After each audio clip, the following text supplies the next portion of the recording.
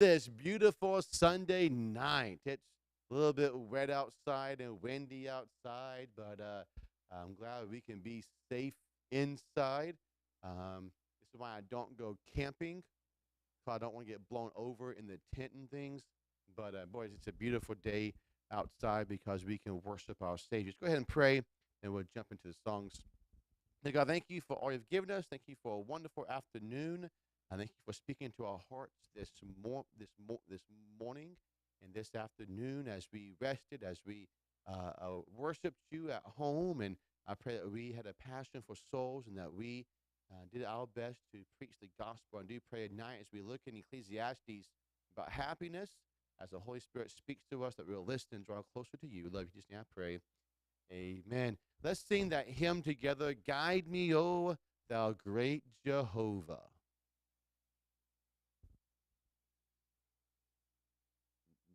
Nothing's happening.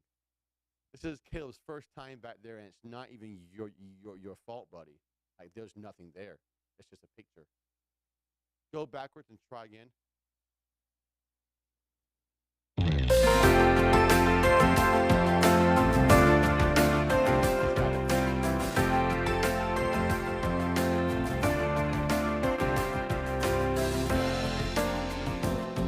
The great Jehovah, pilgrim through this barren land. I am weak, but thou art mighty. Hold me with thy powerful hand. Bread of heaven, feed me now and evermore. Feed me now and evermore.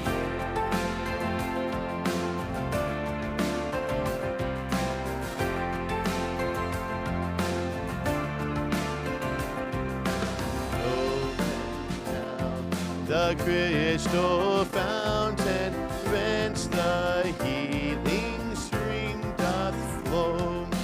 Let the fiery cloudy pillar lead me on my journey through. Strong deliver, be thou still my strength and shield. Be thou still my strength and shield.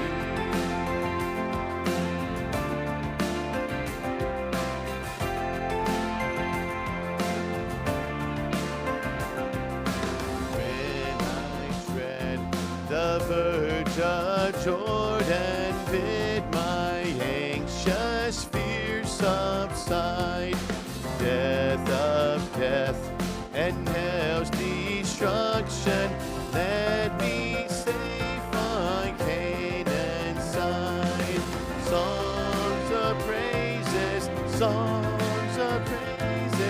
I will ever give to thee. I will ever give to thee. Song I will ever give to thee.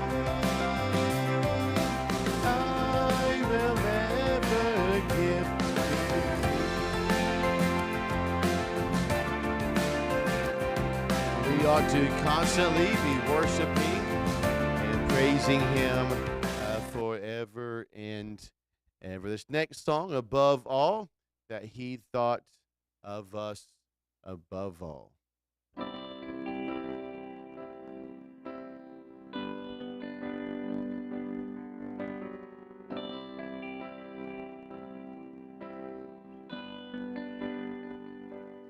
Above all powers, above all kings, above all nature and all created things, above all wisdom and all the ways of man, you were here before the world began. Above all kingdoms, above all thrones,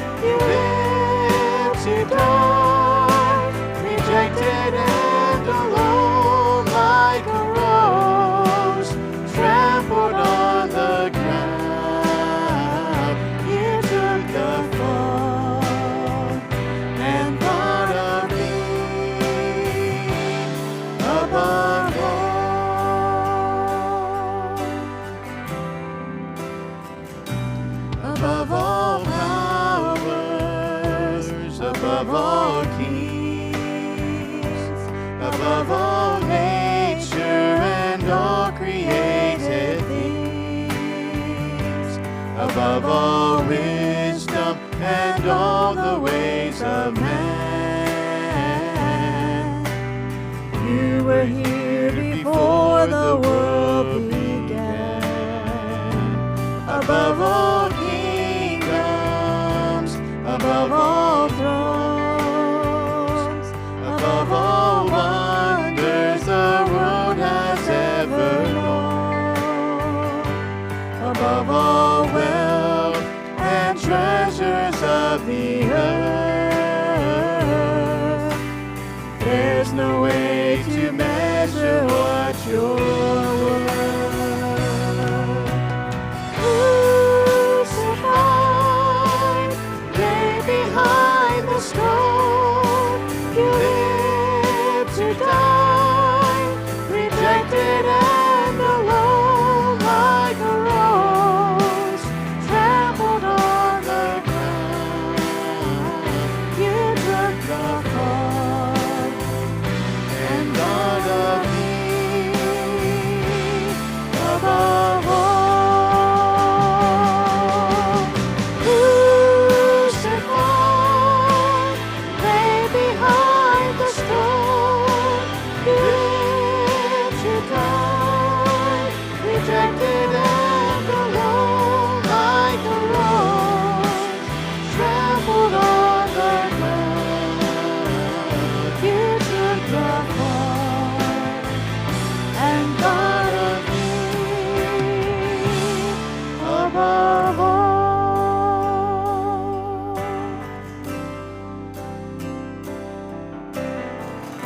Aren't you glad that he thought of us above all? As the song says, when he was on the cross, we were on his mind. I'm glad that he, in Philippians 3, left everything and became put on the form of a man and was obedient unto death, even the death of the cross. Ecclesiastes chapter 2, please. Ecclesiastes chapter 2. Going to do my best to get through the whole chapter, 26 verses here. That is the goal. Whether or not it's going to happen, I do not know. But Ecclesiastes chapter 2, we've been looking at this topic, experimenting with happiness. That's our theme. That's our topic for the book of Ecclesiastes. You see, as you well know, Solomon had everything. And so he was trying to figure out what makes someone happy. How can we not only attain happiness, but retain happiness? And so Proverbs is a book of practicality. Song of Solomon, a book of passion. Ecclesiastes is a book of pursuit. And so the whole idea with this book is the overlying question is, what are you pursuing in life? What are you going after? What are you chasing in life? I was listening. I don't know how I listened to this. Who's the actor who says, all right, all right, all right? No. But I forget who it is. But he was giving an acceptance speech. It's a very small clip of his things. And there are 3 goals or 3 questions that he asked himself every day. And as far as motivation goes, not biblical speaking, but it's good things that he was talking about. The last one he says, what am I chasing? That's what he asked himself decades ago. And he said, what I'm chasing is myself in 10 years. Basically, I'm not satisfied with where I am. I always want to pursue more. Always want to be a better person. Always want to help more people. Those kinds of things. So what are you pursuing in life? Some people pursue fame. Some people pursue money or sports or this or property, all those things. But what should we be going after and pursuing in life? Chapter 1, we looked at this thought a couple of weeks ago. The question is this that we answered: is life or labor really meaningless? It seems sometimes that, boy, life is just redundant. We get up, we do our daily routine, we go to bed, and we get up again. It seems like, and that's what Solomon is saying over and over. It's very redundant. Labor is the same thing. Is my working, Solomon said, is it meaningless? Why should I work just to make money and then die? And the question is, yes, life is meaningless because God is what brings meaning to life, nothing else. The second question, Ecclesiastes chapter 2, is where we are this evening. The question is this: what is the purpose of life? There are a lot of people who go through life with no purpose or no aim. They're just aimlessly, doing the motions of life, getting up, doing this, doing that. But what is the real purpose of life? Why are we still here? Why are we breathing? We were talking about different people have different talents and things. I was asking the teenage boy who was here about school, just chit chat, and know him. I said, "What is your favorite subject in school?" He thought for a second and said, "Math." I said, "Really?" Not many people say, "Yes, math's my favorite subject." And so we were talking about that today with the kids or yesterday. And some people are gifted in brains. Some people are gifted in other things. But what is the purpose of having these gifts if we're going to die? That's what Solomon is saying. I have all of these things, but what's the purpose of it? What's the means for this? What's going to come of it? Yes, I have these things. I have wisdom. I have riches. I have all these things, but what's the purpose of that? What is the purpose of life? Ecclesiastes chapter 2, let's read verses 1 through 3, and then we'll go into the context here. Chapter 2, verses 1 through 3. Solomon says this: I said in mine heart, go to now, I will prove thee with mirth. Therefore enjoy pleasure, and behold, this also is vanity. I said of laughter, it is mad, and of mirth, what doeth it? I said in mine heart to give myself I saw in mine heart to give myself unto wine, yea, acquainting my heart with wisdom, to lay hold on folly, till I might see what was that good for the sons of men, which they should do under the heaven all the days of their life. The first thing we're going to look at in verses 1 through 10, we started there, is this thought: seeking to please self is meaningless. Just trying to please self. A lot of people every day, and Solomon did this. How can I please myself? What can I do? What can I gain? What can I become to make myself happy? Verses 1 through 10, about 25 times, Solomon uses a first-person pronoun like I or me. I did this. I did this. Me, I, me, I, me, I. It's all about seeking pleasure for self. What can I do to seek pleasure? How can I be happy in this life? Verses 1 through 3, more specifically, he sought fleshly pleasures. There are a lot of people in this life who are seeking to please their flesh. What makes me happy, either sexually or either with money or either with drinks and wine and drugs, all of these things. What makes me happy? He sought after fleshly pleasures, but he found that fleshly pleasures do not give him the meaning to life. Just pleasing self does not bring us meaning to life. Verses 4 through 6. I made me great works. I builded me houses. I planted in me vineyards. I made me gardens and orchards, and I planted trees in them of all kind of fruits.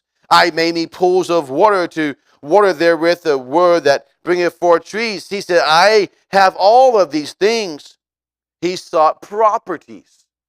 I have pools, gardens. I have houses and all this land. I have it all. I have probably the best house that man can find. I have the woods, the trees, all of these things. But that does not bring me meaning to life. Boy, I look at some, where was I doing? Oh, I was out on visitation one day years and years ago, just knocking on doors, inviting people to church. We came across me and the guy who I was with this huge house, huge, and you walk up like I don't know, 25 plus steps just to get to the front door.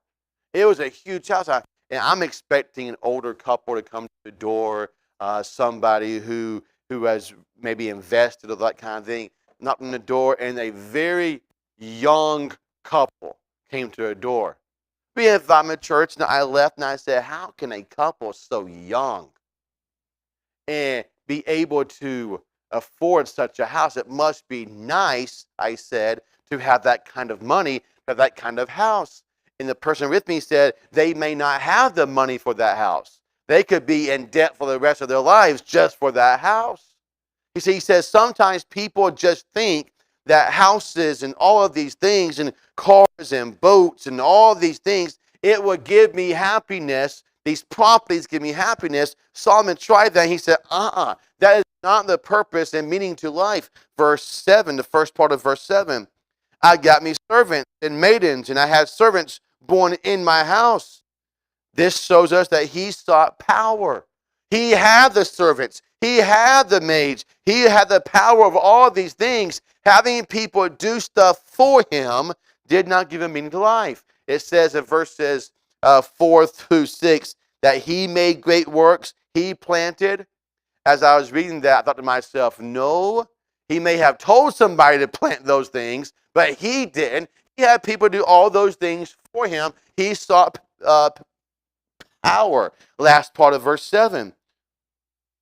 Also, I had great possessions of great and small cattle. Above all that were in Jerusalem before me, he sought prosperity. He sought possessions. He sought possessions. He had it all. And in fact, he said, I have more cattle than anybody else in town. He said, I am the person, I am the Smith, I am the Joneses, I am it.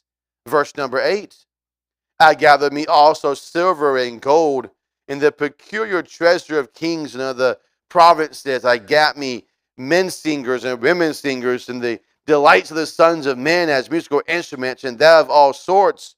He sought prosperity. He sought prosperity. He said, I have money. I've got so much money. I have like a museum in my house, he said. Peculiar things from kings. He has his own orchestra. He has his own singers, his own choir. He has all of these things, but nothing brought happiness. Verse number 9. So I was great and increased more than all that were before me in Jerusalem. Also my wisdom remained with me. Verse number 9, he sought position. I was great and increased more than all that were before me in Jerusalem. All my wisdom remained with me. He sought position. I am it. The smartest, the richest man that you will ever meet or ever have lived before. But these things in of itself does not bring me happiness. Verse number 10. And whatsoever mine eyes desired, I kept not from them. I withheld not my heart from any joy. For my heart rejoiced in all my labor, and this was my portion of all of my labor.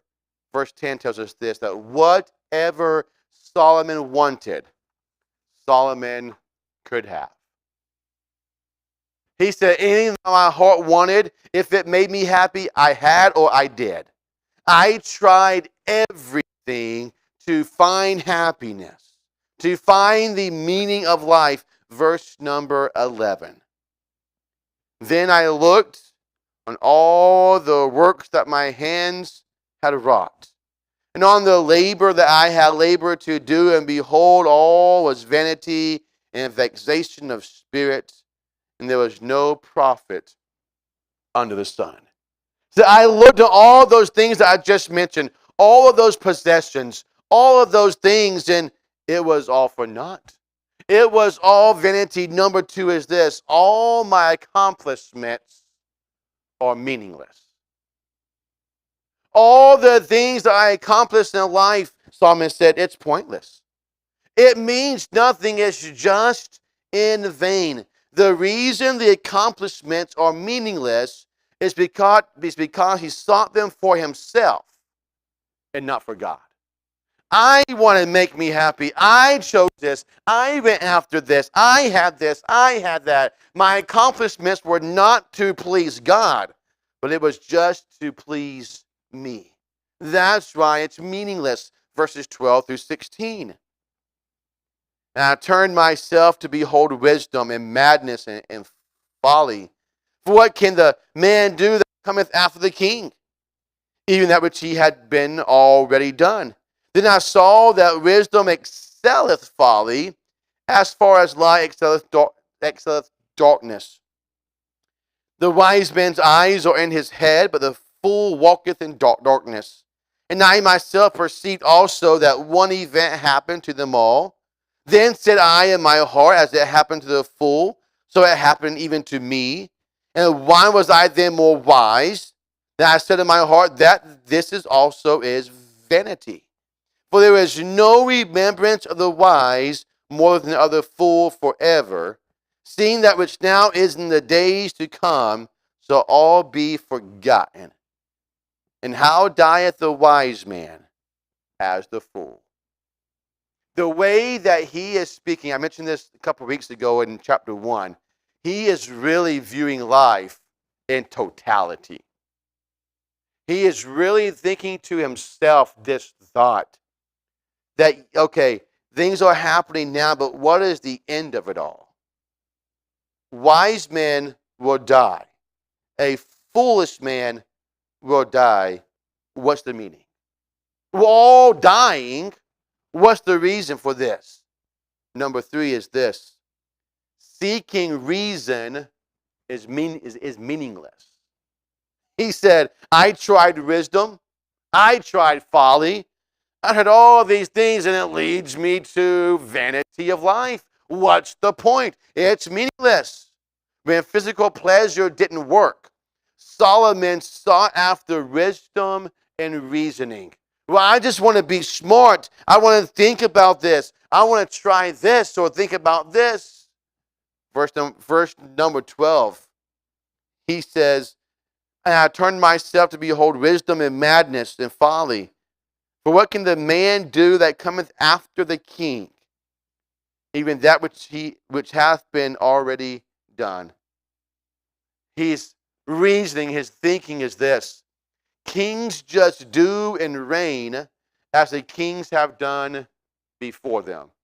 One king comes up, he reigns, dies, next king reigns, dies, next king reigns, dies. That's just a pattern of life. There is nothing meaningful about this. Verses 13 through 16. Solomon is contrasting the wise and the fool. He says this: wisdom is better. Yes, the end result is we all die. I understand that. But wisdom is better than the fool. Why? Because fools are clueless. He said the wise person, they have eyes in their head and they are looking and thinking. The fools are walking in darkness. Fools are clueless about the meaning of life. He also said this: what is happening to the fools? Solomon saw it happening to himself. He said, I'm wise. I have wisdom. And what I'm seeing with the fools is happening to myself. Why is he different if he is the wisest man? Because what makes me so different than the foolish man? What is the reason, the purpose of this?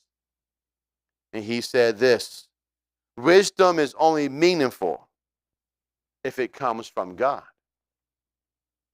How many of you know some pretty smart people? I mean, like really smart folks. I know somebody, or I knew somebody who could, how should I say this without getting anybody in trouble, easily hack into almost anything you want him to hack into. I have another friend who was building computers at about age 8. I mean, just mind is just crazy mind. I know some people who are just IQ is really high. There are some people who have not just a high IQ or smart, but common sense is their thing. I find it more interesting when I meet people who can literally not, you give them a problem of any kind. They're able to figure out because they have common sense. That to me is the coolest thing ever. How their mind does this and this and this, and they look at different things and figure things out. But what's the point of wisdom? Is wisdom meaningful? Yes, it is, depending on where you get it from. That's what Proverbs is all about. True wisdom should come from God. If you choose worldly wisdom, then yes, it's not meaningful at all. It's pointless. Verse number 17. Therefore, after 16 verses, he says, therefore, I hated life, because the work that is wrought under the sun is grievous unto me. For all is vanity and vexation of spirit. He said, life stinks. He said, this is bad. He said, I work, I labor, I work, I labor, and I die. It's all for naught. Verse 4. Solomon had everything the world could give him, but he still had nothing of value. He had treasures that people had never even seen before. He had special treasures from kings, money, lands, servants, cattle. Solomon had everything the world could give him, but still had nothing of value. In my Bible, this is written above that first statement. He had everything the world could give him, but ... Some people have it all, but they still have nothing. As I mentioned this morning, I grew up watching sports, and I'm blown away with how much money these sports stars that I grew up, Michael Jordan, the older ones, have billions of dollars. I'm like, wow. Why are they still wanting more? Because they're not satisfied. It doesn't fill a void. People who have billions of dollars can just be uneasy and have no peace, and the person living in a tent could have more value, could have more riches because they are able to sleep at night with peace, knowing that everything's okay. He had nothing of value. Verse 18 through verse 23. Well, we'll break it up. The fifth idea, the fifth part is this. If I live for the immediate, there is no purpose in life. But if I live for the eternal, there is much purpose in life. So if I live for the now, there's no purpose in life. The Beatles? La la la la, live for today. That was a song that they sang. Live for today. Live for today. The Bible says, no, don't live for today. Live for eternity. Don't live for the immediate. That's what Solomon is going to see in this next passage. Don't live for the now. It's all meaningless. But live for eternity. There is much, much purpose in eternity. Verses 18 through 21. Yea, I hated all my labor which I had taken under the sun, because I shall leave it unto the man that shall be after me. He said, what? When I think about it, I work, have all of these things, I'm going to die, and leave it to somebody who didn't work for those things. That's not fair. That's kind of messed up. Verse number 19. And who knoweth whether he shall be a wise man or a fool? He may take my stuff and destroy it and use it as a fool. Yet shall he have rule over all my labor, wherein I have labored, and wherein I have showed myself rise under the sun. This also is vanity. Verse number 20. Therefore I went about to cause my heart to despair of all the labor which I took under the sun. For there is a man whose labor is in wisdom, and in knowledge, and in equity. Yet to a man that hath not labored therein shall he leave it for his portion. This also is vanity and great evil. For what hath man of all his labor, and of the vexation of his heart wherein he hath labored under the sun? For all his days are sorrows, and his travail grief. Yea, his heart taketh not rest in the night. This also is vanity. Verses 18 through 21. He said, I can work all the days of my life, and when I am gone, all the labor, all the pleasure, all the wisdom can be for naught.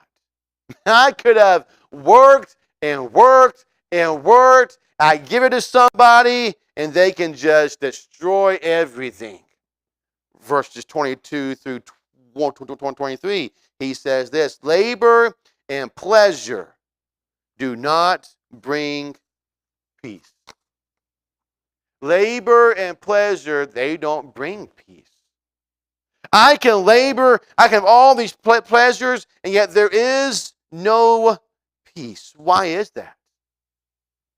If I'm trying to please self, if the purpose of life is all about me, and I'm doing all that I can to please self, why is there still no peace? Verses 24 through 26. There is nothing better for a man that he should eat and drink, that he should enjoy, and that he should make his soul enjoy good in his labor. This also I saw that it was from the hand of God. For who can eat, or else can hasten hereunto more than I?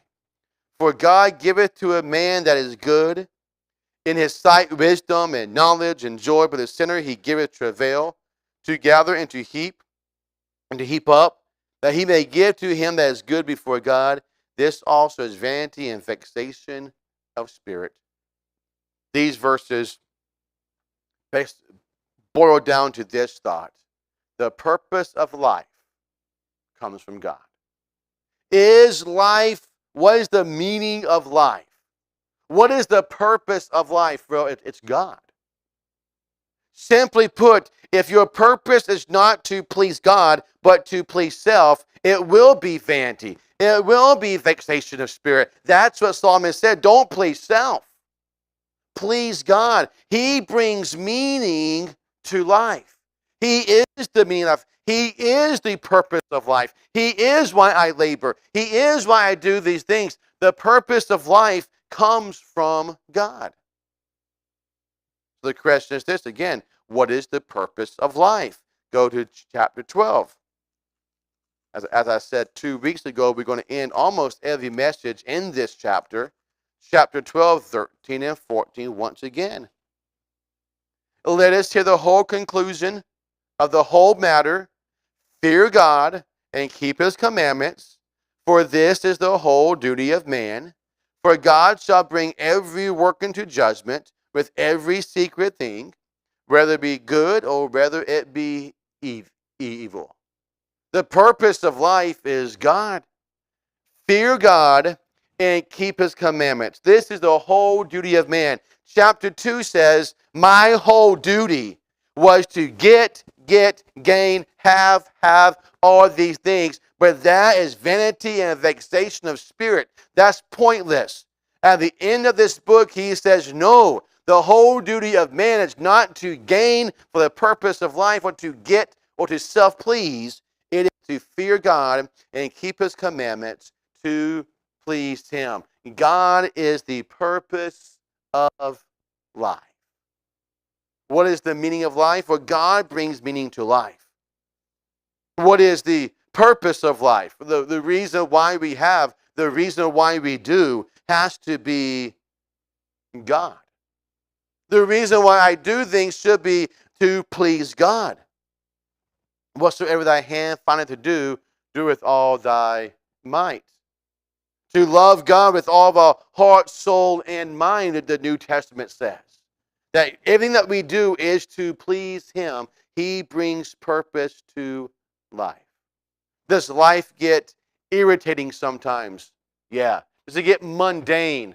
I've been doing this for years now. I find it funny when kids who just get their job for the first time, I think every kid I went through the same thing. Like, oh, they're excited about a job. My first job was cutting grass. I was like, yes! I was making 4 something an hour, 5 something an hour, something like that. It was great. Enough money to buy a McDonald's, whatever. Cutting grass. Boy, it was hard work. Not only cutting grass, I had to clean the bathrooms of the school. That was worse. It was this.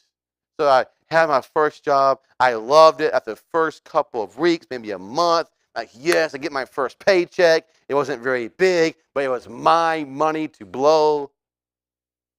And then all of a sudden, think to myself, I wanted to go play sports today, but I can't. I got a job. Man, I'll be moping around the house like this, and, well, Dad, I'm going to go cut the grass now. Okay, son, what's wrong? I don't feel like working today.